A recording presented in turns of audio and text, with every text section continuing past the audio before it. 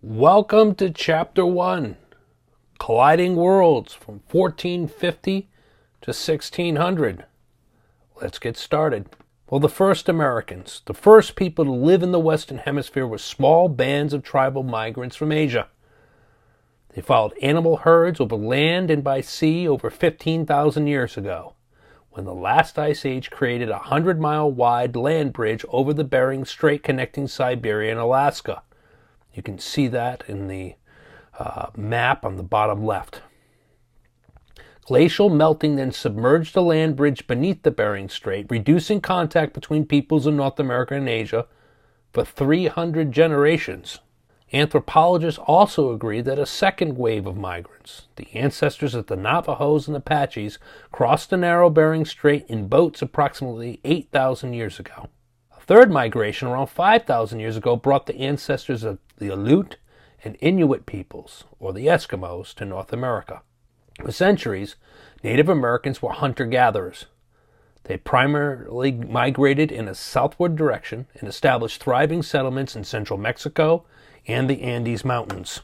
A second wave crossed the western mountain ranges and moved into the Mississippi Valley and eastern woodland regions of North America. Around 6000 BCE, many societies developed farming based on corn, potatoes, and squash. Agricultural surplus led to populous, urbanized, and wealthy societies in Mexico, Peru, and the Mississippi Valley. The Aztecs and the Incas established a highly populated and powerful empires in Mesoamerica and the Andes. Tenochtitlan, the metropolis of the Aztec state with an impressive population of 250,000 by 1500, served as the center of an expansive and well-regulated tribute, agricultural, and trade network. European explorers were impressed by the city's wealth and abundance of food items, textiles, and precious metals. Aztec priests and warrior nobles ruled over this empire by subduing most of the people of central Mexico and sacrificing captured enemies to the gods who they believed influenced life and farming cycles. The Incas established a vast, highly urbanized, and well-organized empire in the high altitudes of the Andes Mountains, with Cuzco as its capital. This empire relied on a divinely ordained king for leadership and thrived through a bureaucratized system of trade and tribute. So some chieftains and confederacies, before we get to that, understand that maize became a major crop throughout Central and North America and will have a huge influence on many, many Native American societies, because it's going to establish agricultural societies. So first, let's look at the Mississippi Valley, or the Mound Builders. Although Native Americans in North America did not grow to the size of the Aztec and Inca empires, adoption of agricultural-based and maize nevertheless contributed to increased urbanization and more sophisticated social structures by 1000 AD. In the Mississippi Valley, the city of Cahokia, with its impressive population over 10,000, developed into the administrative and religious center of the region with nearly 30,000 inhabitants. The 120 mounds in the area function as burial grounds, bases for ceremonial buildings, or rulers' homes. And you'll see, I'm not sure if that's a photo or image of that there, but the central mound, which is today Collinsville, Illinois, is 100 feet high. It's the world's largest earthen work. By 1350, overpopulation, environmental factors, and warfare led to the decline of this Mississippian civilization. Still, Mississippian institutions and practices endured for centuries along the river, and their influence reached as far east as the Carolinas and Florida. Now we're at the Eastern Woodlands. In the Eastern Woodlands lived several distinct societies, including the Algonquian and Iroquoian speakers to the north, who shared several language and lifestyle traits. They lived in semi-permanent villages where women farmed fields of maize, beans, and squash, gathered additional food items, and participated in community fairs while men warred, hunted, and fished. The seasonal practice of burning cleared forests of underbrush enhanced agriculture and improved hunting for big game. The political system among the peoples of the Eastern Woodlands varied widely. Some were chieftains, in which a single ruler held absolute power. Others, such as the Powhatans in the Chesapeake region, had adopted a paramount chiefdom in which one chief emerged as the ruler over several subordinate chiefs and their respective communities. The Lenni Lenape and Munsee Indians along the Delaware and Hudson rivers maintained an independent and locally limited political leadership structure. Around 1500, one of the most powerful Native American groups emerged in the region between Lake Erie and the Hudson River, when the Mohawks, Oneidas, Onondagas, Cayugas, and Senecas decided to end years of warfare with each other and form the Iroquois Confederacy. Instead of chiefs, councils of sachems or leaders held political power and made decisions. Although men were the leaders, diplomats, and warriors in this matriarchal society, women could also influence council decisions. Along the southern coast of the region, that would come to be called New England, the Narragansetts, Wampanoags, Mohegans, and Pequots were part of a dense network of powerful chieftains that competed for dominance and resources. In the northern, more cold and forbidding regions, including northern New England and present-day Canada, Native Americans established complex, yet smaller political units that supported their lives as hunters and gatherers. So now the Great Lakes. To the west, the Algonquin speakers of the Great Lakes region, including the Ottawas, Ojibwas, Potawatomis tribal groups, were collectively known as the Anishinaabe people. In this region, core clan identities cross tribal boundaries. Their highly mobile life based on hunting, fishing, and traveling influenced trade relationships, shaped military alliances, and contributed to a multitude of social and political affiliations. The Great Plains and the Rockies. In the Great Plains and the Rocky Mountain regions, the arrival of the horse, an escaped European import, forever changed the cultures and geopolitics of the indigenous people even before they personally encountered Europeans. The Comanches became impressive hunters, skilled raiders, fierce warriors, and they greatly expanded their territory.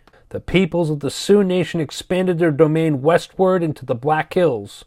The Crow Indians became successful bison hunters, expert horse breeders, and adept traders after their move to the eastern slope of the Rockies. Despite the increased mobility of hunter-gatherers, several native peoples maintained agricultural settlements, including the Hidasta and the Mandan Indians along the Missouri River and the Caddo or Caddo Indians in the southern plains.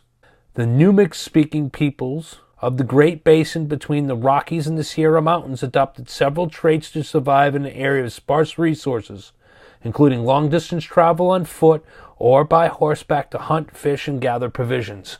In the arid southwest, the Pueblo peoples, including the Anasazis, Hohokams, and Mongolons, developed agricultural settlements by 600 AD.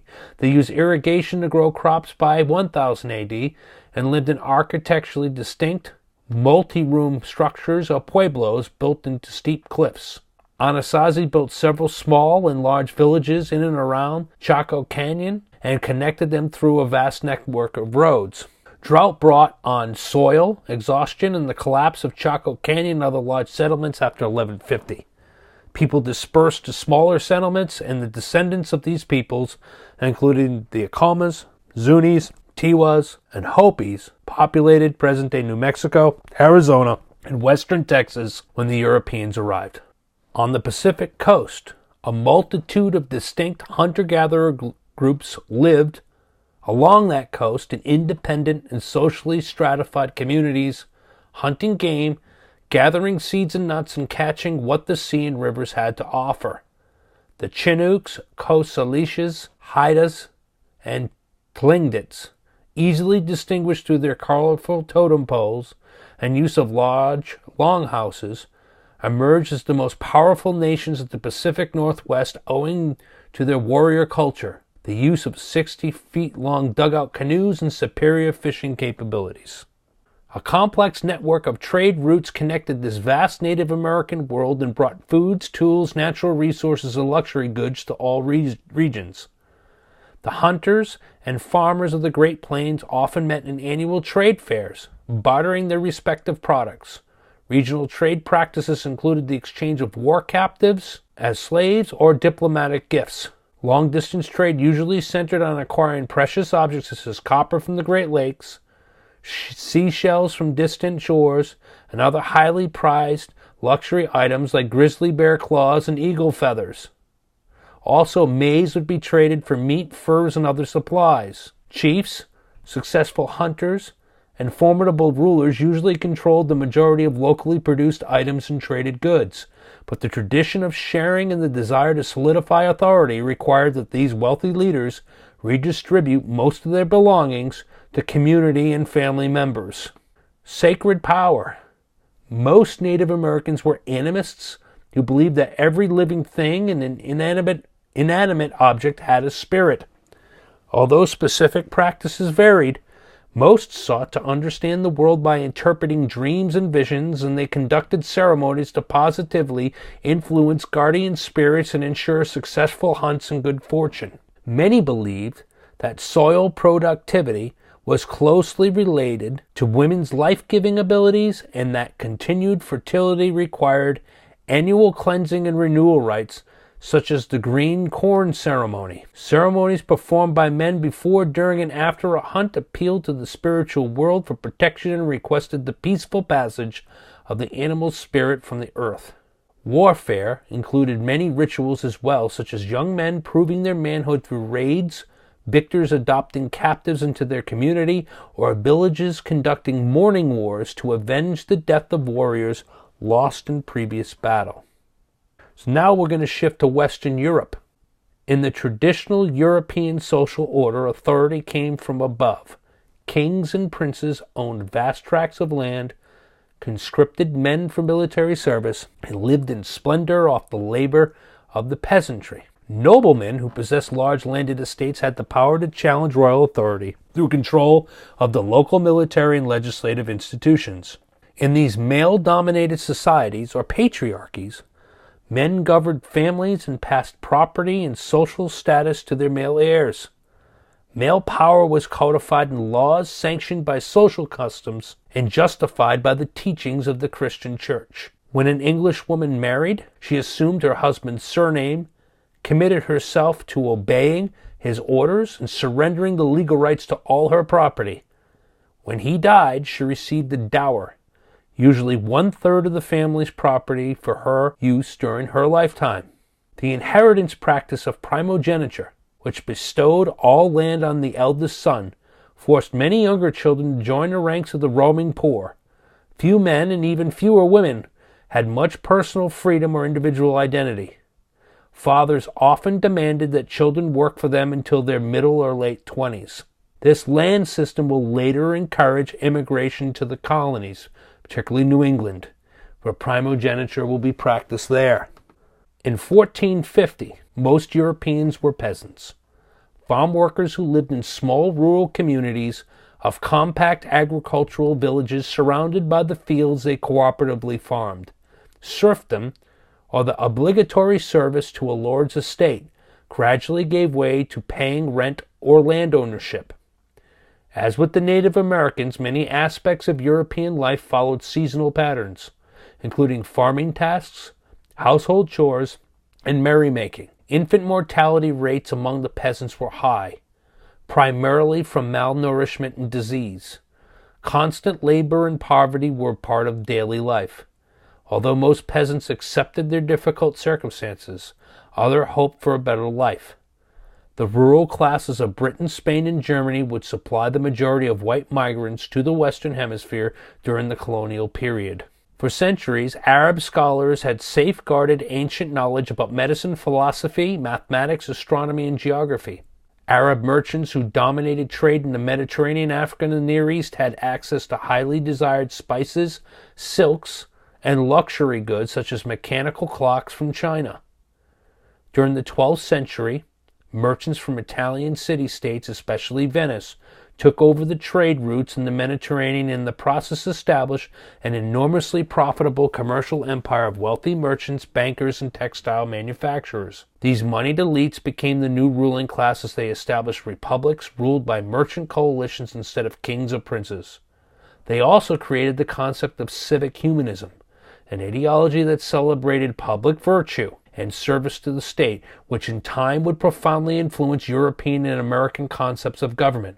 They also sponsored artists such as Michelangelo and Da Vinci, whose artistic genius reflected the cultural and educational transformation known as the Renaissance. In Northern Europe, the Hanseatic League, an alliance of merchant communities, controlled the trade of lumber, furs, wheat, rye, honey, wax, and amber on the Baltic and Northern seas. Although increased trade seemed to empower merchants and artisans in much of Europe, the rise of commerce also made kings more powerful. Monarchs forged alliances with merchants and artisans to challenge the power of the landed nobility by creating royal law courts and bureaucracies.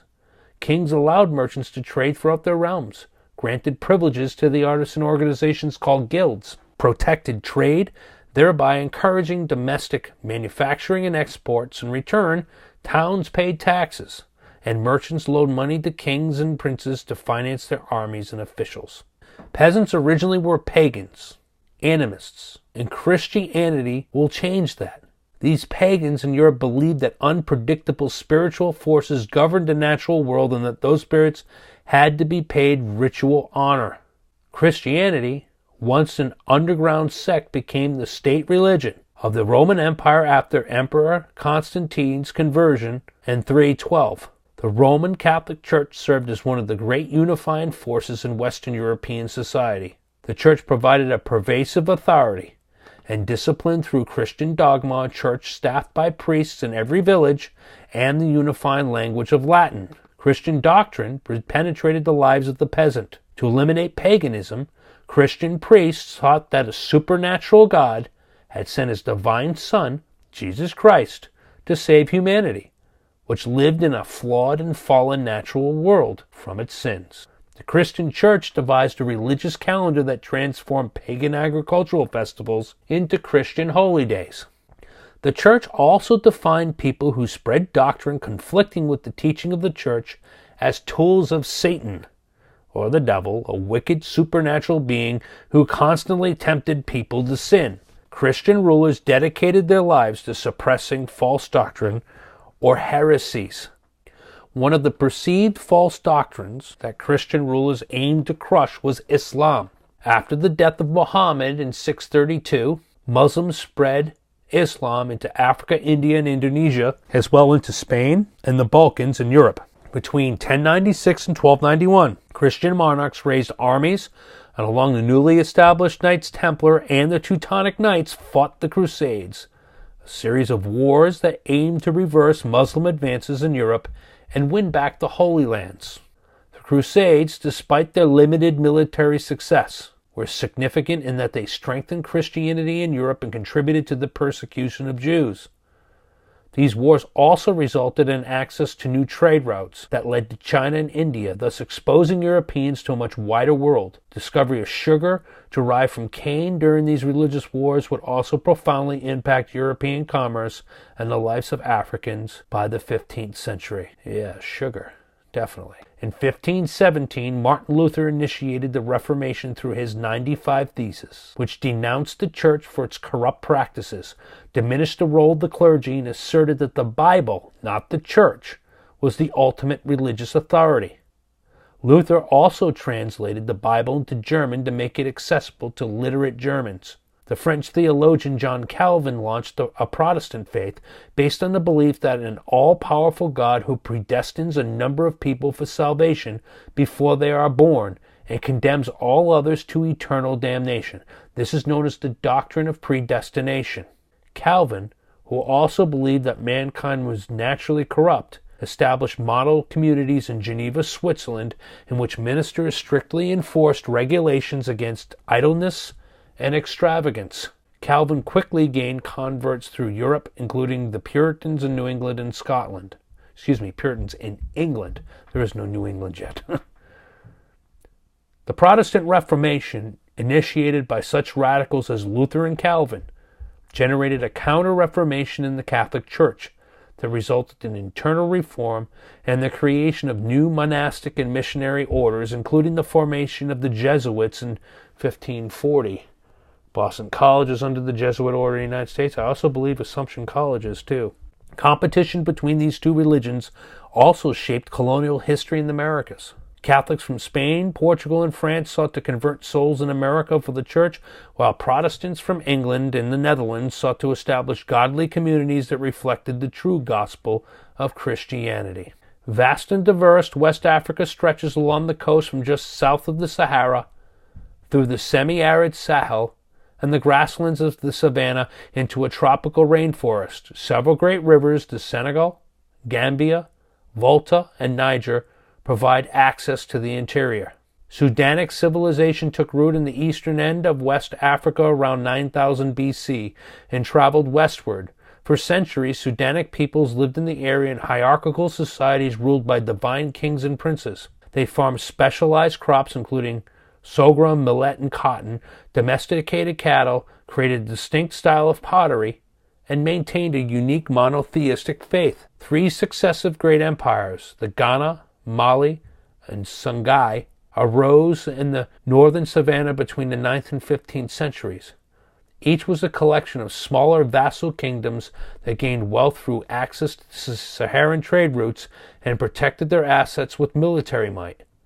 Abundant quantities of gold were the primary source of power and wealth for these empires, and through trade, gold became the basis for much European, North African, and Asian currencies by 1450. In the lower savannah and tropical rainforest of West Africa existed several smaller kingdoms of mini-states, comparable in size to modern-day American counties, which traded with the northern empires, often fought wars with each other over access to resources and power, and pioneered the cultivation of yams.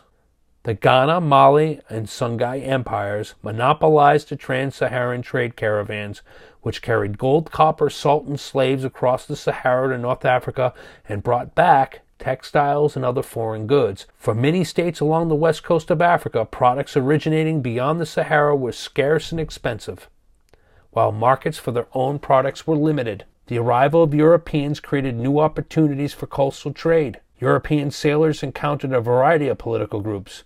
Mandi-speaking states dominated trade with the interior along the Senegal and Gambia River estuaries. Akan states, trading heavily in gold, acquired the European name Gold Coast. Further east, the Bight of Benin came to be called the Slave Coast, because it was the early center of the slave trade. Southward along the western coast of Africa existed the Kingdom of Congo, the largest state of the Atlantic seaboard. Throughout this vast region, European tradesmen had to negotiate contracts on local terms. Spiritual beliefs varied greatly, with most West Africans recognizing a variety of deities. West Africans who lived immediately south of the Sahara, the Fulanis in Senegal, Mandi speakers in Mali, and the Hassas in northern Nigeria, I hope I pronounced those right, also learned about Islam from Arab merchants and missionaries.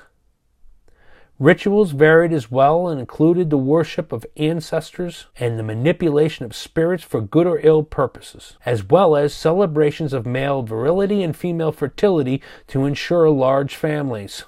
Exploration and conquest and Portuguese expansion. Seeking a maritime route to the riches of the trans-Saharan trade routes, Prince Henry of Portugal established a naval academy. Portuguese sailors developed a new ship, the caravel, rigged with the lateen or triangular sail. This innovation, which allowed for better and longer distance sailing in the treacherous waters off the northwest African coast, led to the discovery and colonization of the Madeira and Azore Islands.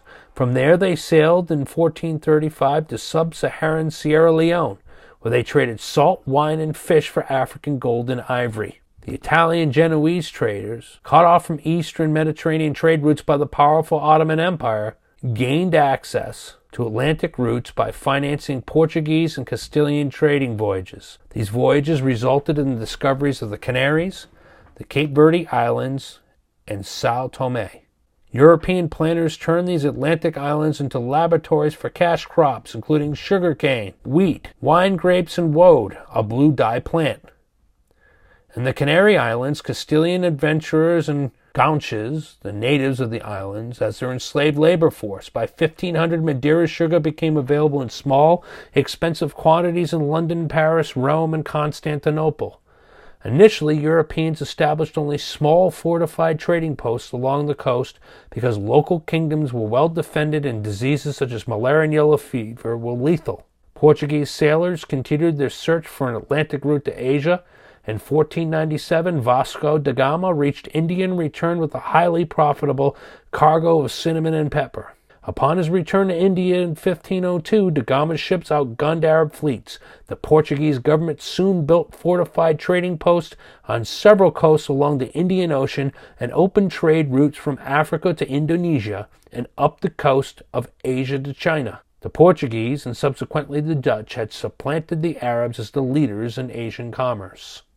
Portuguese traders also surpassed Arab merchants as the primary sellers in the slave trade. Bonded labor through slavery, serfdom, indentured servitude was the norm in most pre-modern societies. It also existed in Africa, where a person could be held as security for a debt or sold into servitude in exchange for food during famine. Most slaves were war captives sold from one kingdom to another as agricultural workers, concubines, or military recruits. Historians have estimated that between 700 AD and 1900, 9 million Africans were sold in the trans-Saharan slave trade. Although Portuguese merchants were initially more interested in gold and commodities than in human beings, they eventually exploited this trade as well and established forts at small port cities. First at Almina in 1482, where they bought gold and slaves from African princes and warlords. Initially, the Portuguese carried a few thousand African slaves each year to work on sugar plantations on the Cape Verde Islands, the Azores, and the Madeira Islands. They also sold slaves in Lisbon, which soon had an African population of 9,000.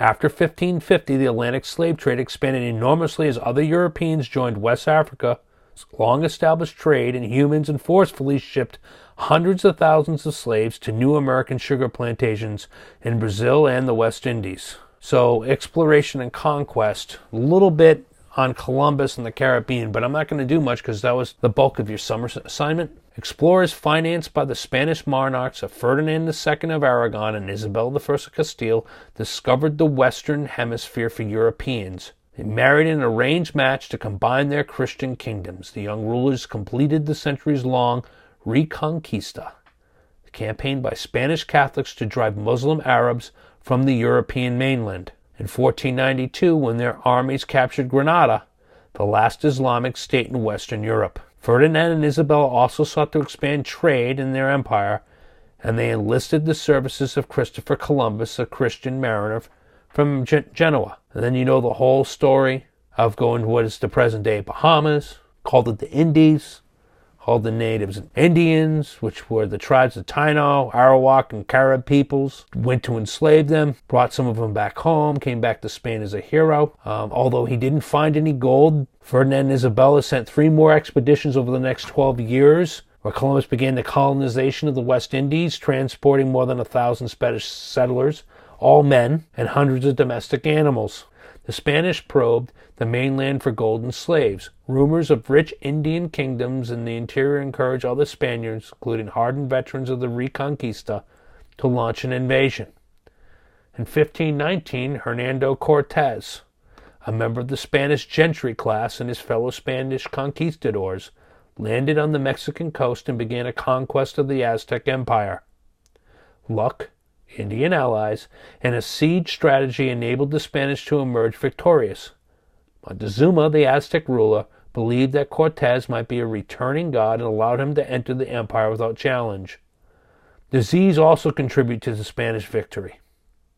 A massive smallpox outbreak decimated the population of Tenochtitlan, enabling Cortés and his crew to infiltrate the city. Subsequent outbreaks of measles, influenza, and smallpox facilitated the Aztec collapse. In the 1520s, the Spanish conquest entered a new phase when Francisco Pizarro overthrew the Inca Empire in Peru. The Incas were also easy prey because of internal fighting over the throne and disease brought by the Spanish. Man, this disease. The Spanish invasion changed forever life in the Americas. Disease and warfare wiped out virtually all of the Indians of Hispaniola, at least 300,000 people.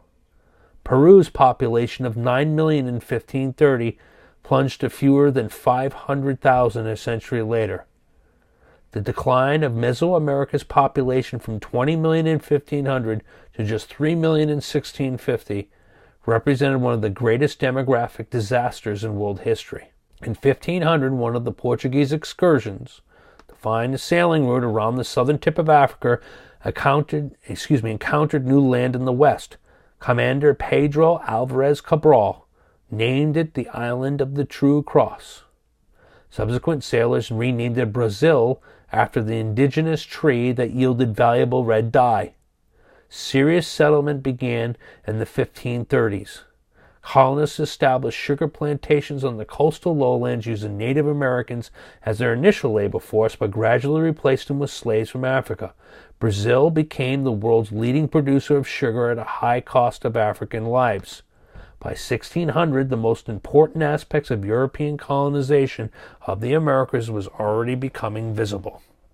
The Spanish demonstrated that the native civilizations were vulnerable to conquest and yielded precious sources of wealth. The Portuguese confirmed the feasibility of sugar plantations and established a transatlantic slave trade to operate them.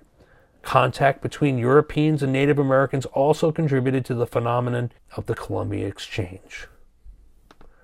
That's the end. And until next time, thanks for watching.